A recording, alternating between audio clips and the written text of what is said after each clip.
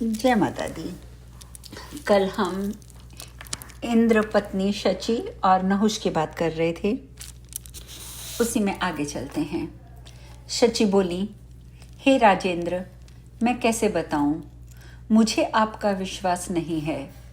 हे राजेंद्र, आप शपथ लें कि मैं तुम्हारा प्रिय करूंगा, क्योंकि पृथ्वी तल पर सत्यवादी राजा दुर्लभ है। हे राजन, आपको सत्य से बंधा जानने के बाद ही मैं अपना अभिलक्षित बताऊंगी। हे राजन, मेरी उस अभिलाषा को पूर्ण कर देने पर मैं सदा के लिए आपकी वशवर्तिनी हो जाऊंगी। हे इंद्र, ये मेरा सत्य वचन है।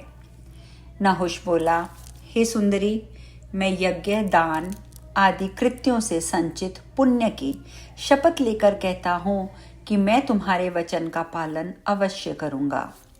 यह सुनकर शची बोली, इंद्र के वाहन अश्व, गज और रथ हैं। भगवान विष्णु का वाहन गरुड़, यमराज का वाहन महिष, शिव का वाहन वृषभ, ब्रह्मा का वाहन हंस, कार्तिकेय का वाहन मयूर और गजानन का वाहन मूषक है। हे सुराधिप, मैं चाहती हूँ कि आपका वाहन ऐसा विलक्षण हो जो विष्णु, रुद्र, असुरों तथा राक्षसों के पास भी ना हो। हे महाराज, अपने व्रत में अटल रहने वाले समस्त मुनिगण शिबिका अर्थात पालकी में आपको ढोएं। हे राजन, यही मेरी इच्छा है। हे पृथ्वीपते, मैं आपको सभी देवताओं से महान समझती हूँ, इसलिए मैं सावधान रहती हुई आपके तेज की वृद्धि चाहती हूँ। व्यास जी बोले, उनकी ये बात सुनकर महादेवी द्वारा प्रकट किए गए मोह से मोहित हुआ बुद्धिहीन राजा नहुष हंसकर इंद्र प्रिया शची को संतुष्ट करते हुए ये वचन कहने लगा। नहुष बोला, हे तन्वगी, तुमने सत्य ही कहा है, यह वाहन मुझे भी रुचिकर है। हे सुंदर केशपाश वाली, मैं तुम्हारे वचनों का सम्यक रूप से पालन करूंगा। हे पवित्र मुस्कान वाली, जो अल्प पराक्रम वाला होता है वही ऋषियों को पालकी ढोने में नहीं लगा सकता। मैं तुम्हारी इच्छा के अनुसार वाहन पर आरूढ़ होकर ही तुम्हारे पास आऊंगा। मुझे तीनों लोकों में सबसे बड़ा तपस्वी और समर्थ जानकर सप्तऋषि और सभी देवर्षि मेरा वहन करेंगे। व्यास जी बोले, ऐसा कहकर परम संतुष्ट उस नहुष ने उन इंद्रप्रिया शची को विदा कर दिया। इसके बाद सभी मुनियों को बुलाकर वह कामातुर उनसे इस प्रकार कहने लगा, हे विप्रगण, मैं आज सर्वशक्ति संपन्न इंद्र हूँ। आप लोग गर्व रहित होकर मेरा कार्य करें। इंद्रपद मुझे प्राप्त हो गया है, परंतु इंद्राणी अभी मुझे प्राप्त नहीं हो सकी है। उन्होंने मेरे पास आकर प्रेम पूर्वक ये बात कही है, हे सुरेंद्र, हे सुराधिप, मुनियों द्वारा ढोई जाने वाली पालकी से आप मेरे पास आएं। हे देवादिदेव, हे महाराज, हे मानद, आप मेरा ये प्रिय कार्य करें। हे श्रेष्ठ मुनिगण, मेरा ये कार्य अत्यंत दुष्कर है, परंतु आप सब दयालुओं को मेरा ये कार्य अवश्य करना चाहिए। इंद्र पत्नी शची में अत्यंत आसक्त मेरे मन को काम जला रहा है। मैं आप सबकी शरण में हूँ, अतः मेरे इस महान कार्य को संपन्न करें। अगस्त्य आदि प्रमुख ऋषियों ने उसकी ये अनादरपूर्ण बात सुनकर भाविवश उसे कृपा को पूर्वक स्वीकार कर लिया। उन तत्वदर्शी मुनियों के द्वारा उस वचन के स्वीकार कर लिए जाने पर शची के प्रति आसक्त चित्त वाला राजा नहुष प्रसन्न हो गया। वह तुरंत एक सुंदर पालकी पर चढ़कर उसमें बैठ गया और दिव्य मुनियों ने उसे ढोने के लिए कहा और सभी मुनियों को ढोने के लिए नियुक्त कर उन्हें सर्प सर्प अर्थात शीघ्र चलो ऐसा कहने लगा। उस कामातुर मूर्ख ने मुने अगस्त्य के मस्तक पर पैर से स्पर्श कर दिया। काम बाण से आहत तथा इंद्राणी के द्वारा आकृष्ट चित्त वाले उस राजा नहुष ने शीघ्र चलो ऐसा कहते हुए वातापी नामक राक्षस का भक्षण करने वाले तथा समुद्र को पी जाने वाले उस तपस्वी श्रेष्ठ लोपामुद्रापति मुनि अगस्त्य पर कोड़े से प्रहार भी किया।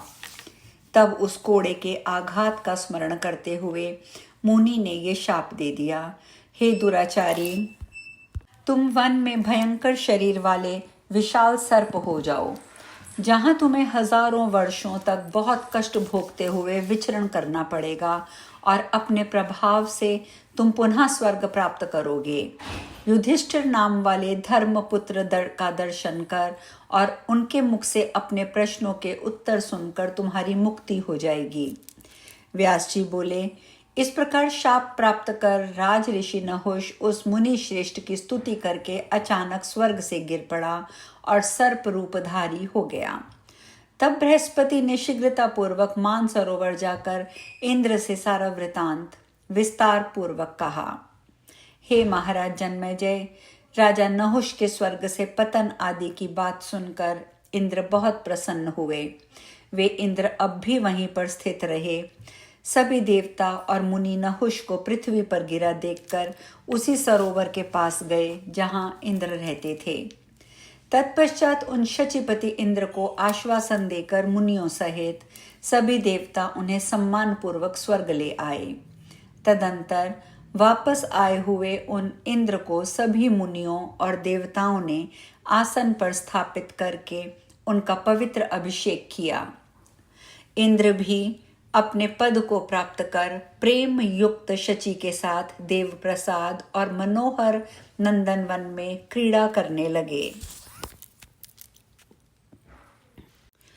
व्यास जी बोले, हे राजन, इस प्रकार इच्छानुसार रूप धारण करने वाले महामुनि विश्व रूप और वृतासुर को मारने के कारण इंद्र को अत्यंत भीषण दुख प्राप्त हुआ और देवी की कृपा से उन्होंने पुनः अपना स्थान प्राप्त कर लिया। हे राजन, इस प्रकार आपने मुझसे जो पूछा था, वृतासुर वध पर आधारित वह संपूर्ण उत्तम आख्यान मैंने आपको कह दिया। जो जैसा कर्म करता है उसे वैसा कर्म फल प्राप्त होता है। किए गए शुभ अशुभ कर्म का फल अवश्य ही भोगना पड़ता है। जन्मेजय जी बोले, हे ब्राह्मण, आपने अद्भुत कर्म करने वाले इंद्र का आख्यान कहा, जिसमें अनेक उनके पदच्युत होने और दुख प्राप्त करने का विशेष रूप से वर्णन किया गया है, तथा जिसमें देवताओं की भी अधीश्वरी देवी भगवती की महिमा विस्तार से वर्णित हुई है। मुझे महान संदेह है कि महान तपस्वी इंद्र को देवाधिपति का पद प्राप्त होने पर भी दारुण दुख प्राप्त हुआ।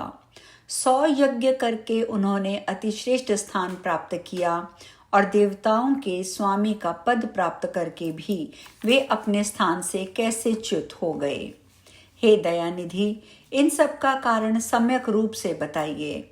हे मुनि श्रेष्ठ, आप सब कुछ जानने वाले और पुराणों के प्रवर्तक हैं।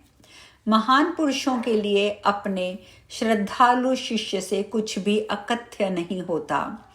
इसलिए हे महाभाग, मेरे संदेह का निवारण कीजिए। सूत जी बोले, तब राजा के ऐसा पूछने पर सत्यवती पुत्र वेद व्यास जी प्रसन्नता पूर्वक उनके प्रश्नों का क्रम से उत्तर देने लगे। व्यास जी बोले, हे नृपश्रेष्ठ, इसका अत्यंत अद्भुत कारण सुनो।